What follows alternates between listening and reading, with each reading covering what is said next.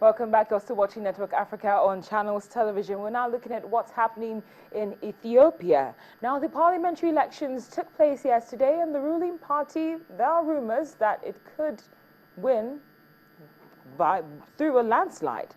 The ruling party boasts about delivering strong economic growth, while opponents complained that their supporters were harassed. The government dismissed that charge, however, and it has promised a free and fair vote. In power for almost a quarter of the century, the Ethiopian People's Revolutionary Democratic Front, that's EPRDF, has overseen the transformation of a nation that was on its knees after communist purges and famine to one that now attracts foreign investors, and provisional results are expected to emerge in a few days, while the final tally is due to be declared next month in the nation of 96 million people and 37 million registered voters. Well, we go live to Ethiopia now, where the Voice of America's Anita Powell is standing by. Anita, it's great to see you. How did things go yesterday? Well, Cynthia, I was out and about all day at polling stations in Addis Ababa, the capital. And this is my anecdotal observation. It was very calm, it was very orderly, and the polls were packed. People lined up even before they opened at 6 a.m. I also spoke to the Electoral Commission spokesman. He said there were no major problems reported. Now, what is the mood at the moment? Are people anxious about the results? So, Cynthia, today appears to be a very quiet day. We haven't heard any announcements related to the election, but I will say that there is a definite undercurrent that one cannot ignore of fear. Just before I spoke to you, I was talking to a local business owner who told me that 3 of his employees called in afraid to work today, saying that they were afraid after the election. It's hard to say what that means, but there's definitely a bit of a chill, I would say. Maybe people are just pensive about the results. Now, we do know that the opposition parties have accused the current government of harassment, but were you harassed in any way while trying to cover the elections, Anita? I was asked by some burly gentlemen at one polling site what I was doing there. I was very tempted to tell them I was on vacation, because clearly one does not go on vacation to polling sites at 6 in the morning. I was told to wait, but eventually they recognized my accreditation badge and it was no problem. It was just a little bit of friction, but it resolved very quickly. Now, we did have a chat earlier on and Nigeria came up. What was that about? Right, so I thought this was interesting. I spoke to an opposition candidate, Ephraim Selassie, and he brought up Nigeria, and he said, you know, Ethiopia is the benchmark for Africa. It's the first country among Africa. It's the country that's never been colonized. But we wish, in one way, we could be more like Nigeria. We wish we could have a peaceful transition of power. And in that way, Nigeria is ahead of us. And I thought that was very interesting that he would say that. And it was an interesting thing to express. Well, indeed, it's interesting. And thank you so much for passing that on to us. We'll definitely be in touch with you, Anita. Thank you so much for your update. Thank you. Anita Powell is with the Voice of America. She's been giving us updates concerning the Ethiopia elections. Now to some news that's rather unfortunate.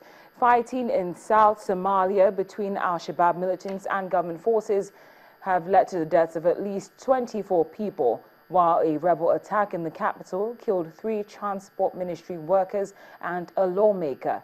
In 2 gun attacks in the capital, the group, which wants to topple the Western-backed government, killed 3 people working for the transport ministry, and in another assault shot dead a lawmaker. Al-Shabaab said it was behind the attacks in the south and in Mogadishu, and also vowed to continue to harm people or get rid of them, and that's as regards people which the group sees as its enemies. The African Union's AMISOM peacekeeping force and Somali soldiers pushed Al-Shabaab into smaller pockets of territory during an offensive launched last year, but the group still launches occasional bomb and gun attacks. Now, just who is Al-Shabaab and what are they fighting for? Well, we've got a list of the profile for you now. Al-Shabaab is actually a Somali group designated as a foreign terrorist organization.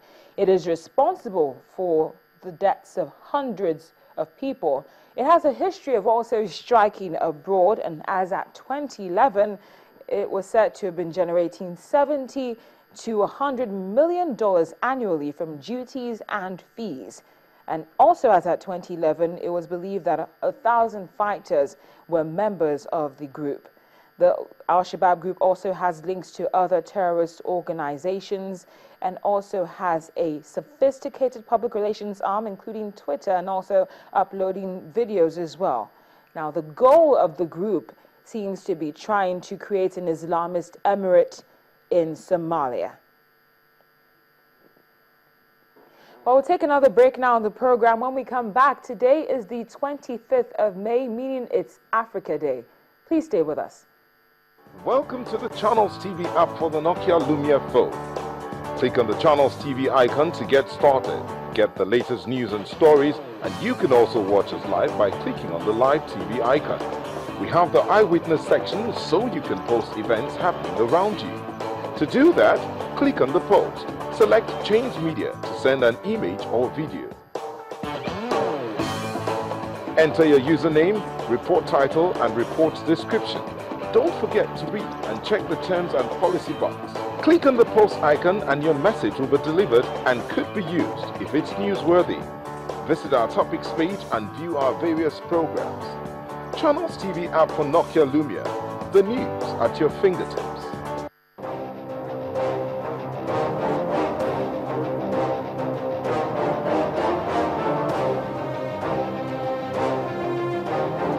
Welcome back. You're still watching Network Africa on Channels Television. Now, today is Africa Day. It's the annual commemoration on May the 25th of the 1963 founding of the Organization of African Unity, that's OAU. Now, on this day, at that time, leaders of 30 of the 32 independent African states signed a founding charter in Addis Ababa, Ethiopia. In 1991, the OAU established the African Economic Community, and in 2002, the OAU